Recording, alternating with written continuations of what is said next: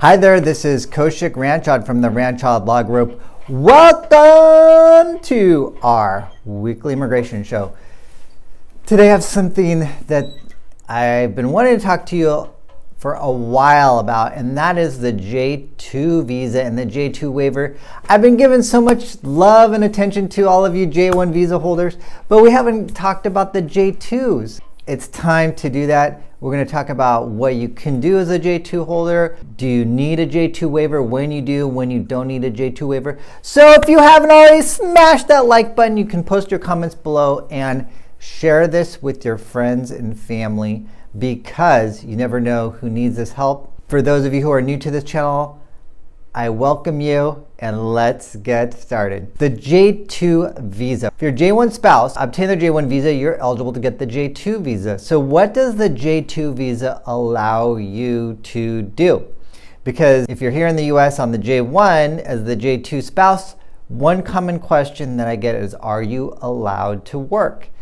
And what's very nice about being in J2 status is that you are allowed to work, but you need to apply for a work authorization. That's really important to note, that you need work authorization. That doesn't come along just by being in J2 status. You need to file for a separate work authorization application in order to be able to work. But the great news is that you can work.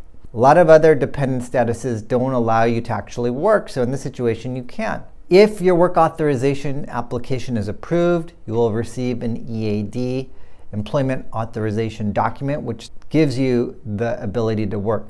Now, this is something that will need to be renewed at the end of the expiration date of that work authorization application. You might wonder, well, can you work part-time? Can you work full-time? This gives you the ability to work both full-time and part-time. You may also be able to extend your EAD beyond the validity date that is provided on your EAD work authorization, but you'll need to reapply in order to be able to extend it. Now, the other question that I get is, can you travel? Yes, you can. However, you can't enter the US before your J1 visa holder does. If you do plan on traveling, it's important to carry all of your important immigration documentation allowing you to travel, demonstrating that you do have J2 visa status. Now, it gets interesting.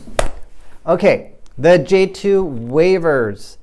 Do you need a J2 waiver? Well, I have to give you the classic lawyer answer. It depends. Well, okay, what does it depend on? The reason it depends is, let's first of all get the easy issue out of the way. Well, if you're married to a J1 holder or you're a child of a J1 holder and they apply for the J1 waiver, if you're listed in the application, you will also be able to get the J2 waiver through your spouse. Now, there are some exceptions to this. Let's say you, and this is also very common for some of my clients, like if your spouse is on J1 status, you're in J2 now, but perhaps you came in earlier to the US on a J1 program, you were doing some academic research, or you were a physician earlier before what you're currently doing now, you will need a separate J1 waiver for you. Not for this current application, but for your prior J1 status. That's one situation where you'll need a J1 waiver application, not a J2 waiver, but a separate J1 waiver application. Now, let's go to another scenario. What if you get a divorce?